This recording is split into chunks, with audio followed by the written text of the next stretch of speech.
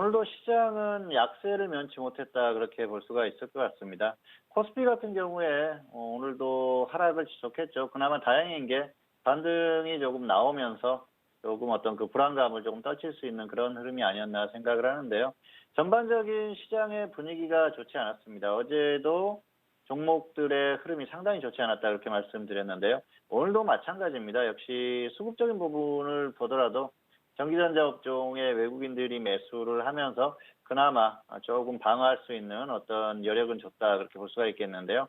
삼성전자가 조금 반등하는 흐름을 장중에 보였었죠. 어쨌든 그런 흐름들로 인해서 버티는 정도 수준이 나왔어요. 그런데 종목 흐름은 여전히 좋지 못합니다. 다만 어제보다는 조금 나은 수준이에요. 그나마 다행이라고 볼 수가 있겠고요. 그리고 2050선에 대해서 말씀을 많이 드렸었는데요. 역시 2050선이 무너지게 되면은 급격히 더 무너질 가능성이 있기 때문에 상당히 중요하다고 보고요. 오늘 그나마 지켰기 때문에 조금 한숨을 돌릴 수 있는 그런 상황이 아닌가 생각을 합니다. 어쨌든 최근에 한국 시장을 보면은 상당히 약합니다. 그런 모습들이 오늘도 이어졌고요. 그리고 특별히 뭔가 좋아질 만한 그런 흐름이 없어요. 그러다 보니까 이렇게 무너지는 상황입니다. 그리고 코스닥 같은 경우에는 제약업종이 약하죠. 바이오가 무너지기 때문에 버팀목이 없어요. 그러다 보니까 계속해서 무너지고 있는 겁니다. 코스피처럼 전기전자 업종, 삼성전자 같은 종목이 지수를 받쳐줄 수 있는 그런 부분이 있어야 되는데 그런 게 안 된다는 것이죠. 그러다 보니까 전반적으로 무너지는 흐름이고요. 그리고 시가총액 비중이 큰 제약업종이 무너지고 있기 때문에 당분간 크게 반등이 나오거나 힘을 내기는 좀 어려운 흐름이 아닌가 생각을 합니다. 그래서 코스닥 쪽은 당분간 좀 어려운 흐름이 예상된다 그렇게 볼 수가 있겠고요. 특히 바이오의 어떤 추세적인 흐름 자체가 무너졌기 때문에 특별히 좋을 만한 그런 요인은 없다 그렇게 보는 게 맞을 것 같습니다. 그리고 코스피 역시 좋지 못한 흐름이죠. 추세적으로는 결국은 좋지 못할 가능성이 상당히 높다 그렇게 볼 수가 있겠고요.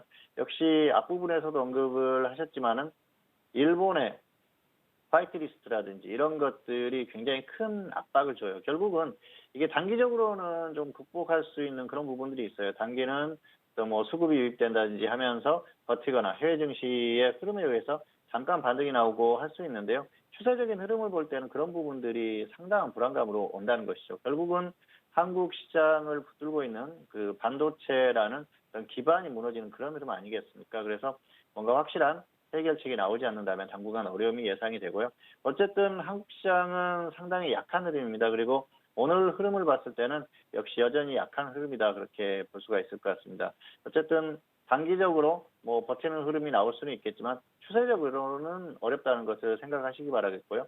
오늘 흐름은 전반적으로 좋지 못한 상황에서 그나마 조금 버텼다 이 정도로 말씀을 드릴 수가 있을 것 같습니다.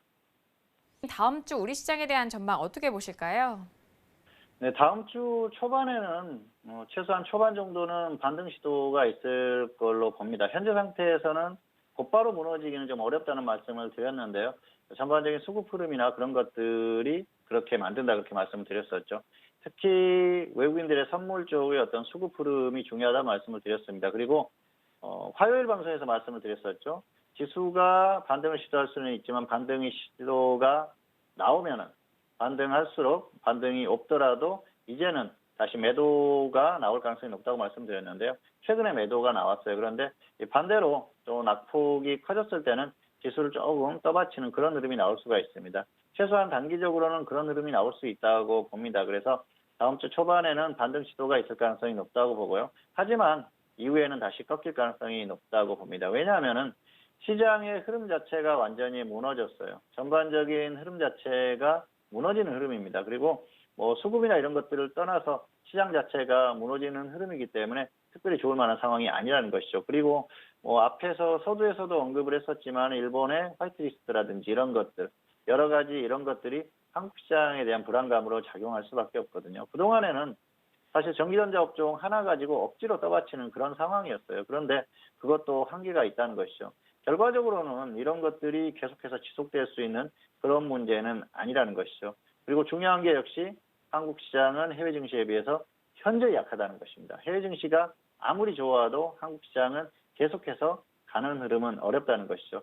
단기적으로는 미국 시장이 버틸 가능성이 높기 때문에 한국 시장도 조금 더 단기적인 소폭 반등 시도는 가능하다고 봅니다. 다만 그런 흐름들이 추세적으로 이어지기는 어렵고요. 결국엔 다시 꺾일 가능성이 높다 그렇게 보고 있습니다. 다음 주는 그래서 반등 시도 후에 조정을 받을 가능성이 상당히 높다고 보고요. 그리고 지금 중요한 건 역시 2050입니다. 2050대를 이탈을 언제 하는지 그리고 이탈을 해서 회복을 못하는지 그런 흐름이 상당히 중요하기 때문에 주의 깊게 지켜보시기 바라고요. 2050선은 결국은 이탈할 가능성이 높은데요. 이탈하게 되면은 상당히 좋지 못한 흐름이 나올 가능성이 높기 때문에 주의 깊게 보자. 이 정도로 설명을 마치도록 하겠습니다.